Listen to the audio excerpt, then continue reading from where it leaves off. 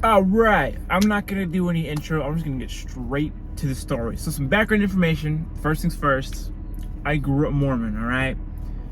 And, being a little kid with ADHD who can't stop moving for the life of him and can't sit still for the life of him,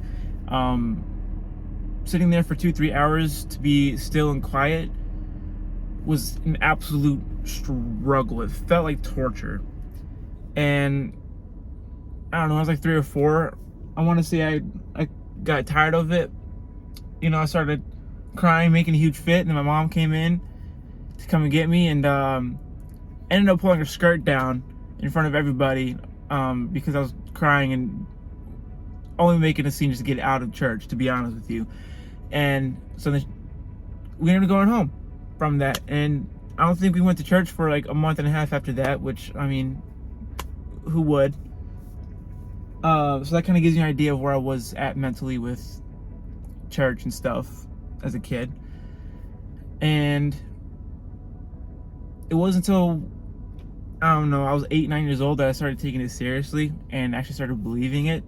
So I started reading the scriptures, the Book of Mormon, praying, going to church every Sunday, going to youth activities, being part of the Boy Scouts, taking that seriously. And it wasn't until about 14, 15 that I realized this isn't it. This is not at all helping me through what I'm experiencing. Like, it doesn't relate to any of it at all. I mean, like, a lot of it did, but it didn't really make much sense. It seemed like fake to me. And so at that point, that's when I became agnostic. Now, I knew that there was some sort of higher power out there, but I'm not sure what it was. So I just decided to just enjoy the ride, see what happens. And so 14, 15 years old, that's when I became agnostic. And I want to say a year or so later is when I found out about spirituality, the mind's eye, the chakras, and all that fun stuff. And I didn't really believe in it, but I didn't not believe in it, because that made sense. I'm pretty sure you get the point. And so I was kind of researching, getting information on different ideologies, beliefs, religions, practices, and point of views of life, and just figuring out what worked best for me. And eventually, after about a year or two of researching, I found figured out, without realizing it, that the entrepreneurial mindset was the way to go. I was growing, I was making moves I needed to make, facing my fears, getting things done, staying uncomfortable 24/7 to keep on growing. And let me tell you, that was the most growth I've ever seen in my life. And I was like that for about 3 or 4 years, all the way up until well after I graduated high school. Now, after I graduated high school, about a month after I graduated high school, is when my auntie bought tickets for me to go visit her in a different state. That was my first time going on a plane, and I didn't have a job at that time. I was still trying to figure out what the heck I wanted to do. I was just at home playing video games all freaking day, doing absolutely nothing with my life. And then when I came back, I just kind of got to it. I started applying. Eventually I got a job with the most bare minimum wage possible and the most minimal hours possible. And so with that, I walked to that job every day, walked back, got paid. I paid for driving school to get my license, paid for my class to become a CNA, and did all that on my own. And eventually I got my license, and about a week later is when I started the CNA class. And then, I did the CNA school, still not really believing much of anything, really. I still didn't really know what I believed in. And then I went to a different job that paid a bit more, was pretty much the same exact work. And that's when I found this one girl. Not gonna name drop, but her and I ended up dating for a while, and she taught me a lot about spirituality and a whole bunch of different other things that I no longer believe in, like crystals. I mean, don't get me wrong, I admire them, they're really cool, but the whole thing behind believing crystals, not really my thing anymore, like at all. And so she taught me all about that, and at that time I was like, oh, this is cool. I believe in it, whatever. over time, I was just getting more and more angry, more and more and more and more angry, and then eventually she broke up, and that was the lowest point, or one of the lowest points I've been in my life, and I hit rock bottom. But like this one person said, I found the rock at the bottom and then my foundation up. I started building me up again, and right whenever she broke up with me is when I started a new job. I went from retail to construction. I was a steel and iron worker installing steel stuff, so I did a lot of welding and fabrication stuff out on the field. And that's when I met the guys that were there who absolutely turned my life around for the better for the time being. I looked up to them, you know, and we had a lot of great times. They taught me a lot about work, you know, they helped uplift me, teach me things, and for a few months, you know, it was pretty solid. You know, they give me the harsh truth whenever I needed it. They were positive, uplifting whenever I needed it. And unfortunately, I looked up in different ways that I shouldn't have, such as weed and alcohol, and you know, being messed up on the job sites was fun and all. You know, we got a lot of the work done, but it's not the move. It's really not. I learned the hard way to not do that anymore, and it just kind of became tiring after a while. But nonetheless, after I started indulging in that with them, that's when things started to take the turn for the worse, and that's when they started to use me as the butt end of the joke. That's when they started to constantly belittle me and just call me all kinds of names 24/7, and literally all of them just 24/7, constantly treating me as a joke, treating me as a punching bag, as a puppet. And eventually I got fed up. You know, they were talking about God, so I was like, let's find out. So about a year into that job, that's when I started praying without believing. You know, I prayed probably about 4 or 5 times a day. All right, so let me clarify that when I was praying, I was praying for better people that would actually treat me right, like a better person, and just like a person in general, you know, like someone that would actually uplift me and help bring out my potential in the way that it should be brought out, and not through harsh words, and then just find people that won't make excuses to just treat me like crap in general. That's what I was praying for, was for better people. For, I don't know, a month and a half, 2 months, and that's when I got connected to an old friend who still believed, still prayed, went to church sometimes, and connected to the old friend who showed me and introduced me to a whole lot of people that were about serving others, putting others before themselves. They are always uplifting, positive, motivating, inspiring, and just trying to help people find success. And up until that point, I always thought everybody's out there just to get me, just to use me, take advantage of me. But then being around those people, that's what really taught me that thinking that everything and everyone is out to get me and use me takes my focus from the things and people that are for me.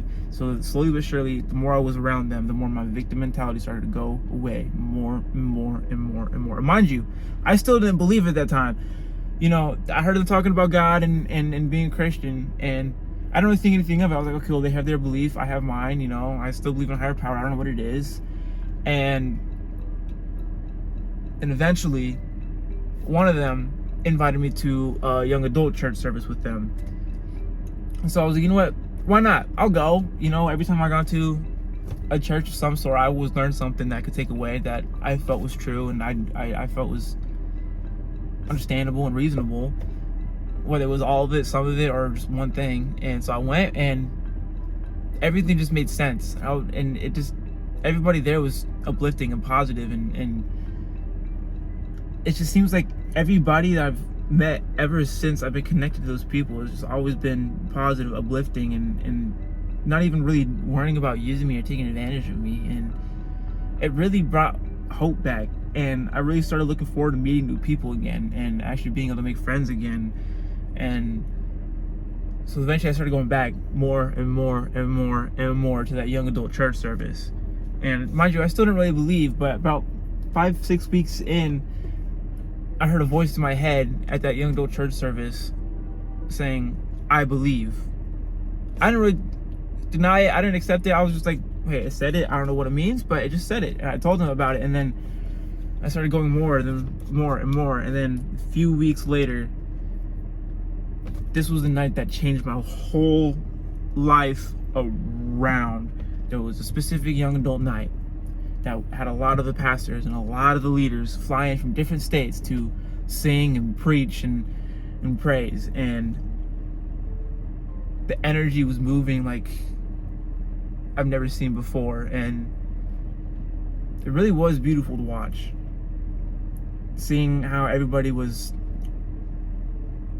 yelling and clapping and singing, and eventually they got us to sing along to some chants, and that really shifted the energy again. And that's when things started to become supernatural. And there was just this feeling. I don't know how to describe it. There was just this feeling. And it was like moving through people. And I look around, and people are starting to fall onto the ground on their knees, crying and weeping. And I just see it everywhere. And eventually it goes from the chants to singing Jesus' name, his Hebrew name. And we were singing it for hours. The service was to end at 10 p.m., but we didn't stop singing till 1 in the morning. And during those 3 or 4 hours that we were singing his name, there was probably 10 times more amount of people that were falling to their knees, crying, praying, weeping, getting their energy was starting to glow. And as I looked around more, I saw people on the ground convulsing for 15-20 minutes as demons were being released and cast out. It was the most profound spiritual experience I've ever been through. And then the pastor gets up and starts dropping a message, and it just moved me so much to the point that when I was in the circle with everyone, as we were all jumping around singing, I started jumping around, I started praying, I started speaking. It wasn't me jumping around, it wasn't me speaking, it wasn't me saying these things, but I was saying a prayer. And it was the most I've ever had something talk through me like that and move through me like that. It's happened before, but never to that degree. Ever to that degree. And words can't even describe everything I experienced and witnessed. Words can't describe how it felt. Words can't describe anything of it whatsoever. And from that day on, that's when I realized and saw just how real and alive God was, and still is to this day. The next morning, I woke up, called the person who invited me, and that's the day I plan to get baptized 2 days later. And that is the story of how I found my faith again and hope. And looking back now, it's like after the experience that night, I was looking back and seeing how everything led up to that moment, how everything was supposed to happen as it happened. Like it may have felt like absolute hell, but it was supposed to happen for me to find that moment. And even after that night, there was a video that came across as I was going through Instagram that said, hell is merely the absence of God. That's exactly what life felt like at that time, was just hell, because I didn't believe. And as soon as I found belief again, it was nothing but uphill from there. I finally found people that actually believed in me and uplifted and actually treated me like a person, didn't want to use me, take advantage of me, but wanted to see the better for myself. And completely changed my life around entirely. So I want to take this moment to give a huge thanks to those who completely changed my life. Dalia, Ryan, Drew, Jasmine, Pastor Darrison, Pastor Whitney, Teddy, Amaya, Ari, Tadasi, and even though I know you don't necessarily believe, Michael and Malcolm, you two show me that there's still hope for humanity. All of you did. And I want to thank you for being an answer to my prayers. So that is my story, my testimony. Now, I want to challenge you guys, Give your story out. People need to hear it. All right, this is what the world needs right now. You know, just how real God is. So, yeah. I challenge you guys to bring out your story and change the world.